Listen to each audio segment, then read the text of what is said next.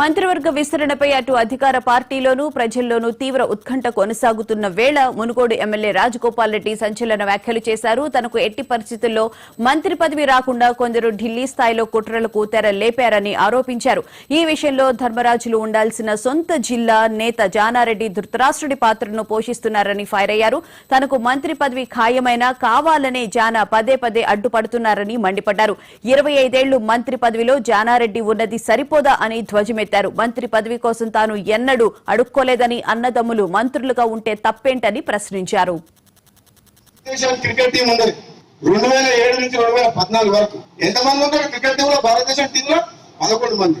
యూసఫ్ పఠాన్, ఇర్ఫాన్ పఠాన్ 100 కోట్ల జనాభా ఉన్న దేశంలో 11 మంది ఇద్దరు అన్నదమ్ములు ఆడాలి.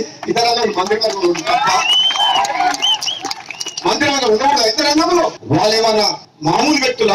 ఒకరు తెలంగాణ కోసం పార్లమెంట్ లో కొట్లాడు తెలంగాణ తెచ్చిన వ్యక్తి, ఒక ఆయన తెలంగాణ కోసం పదవి త్యాగం చేసిన వ్యక్తి, సమర్థమైన వ్యక్తులు, మానవత్వంతో ప్రజల కోసం రాత్రి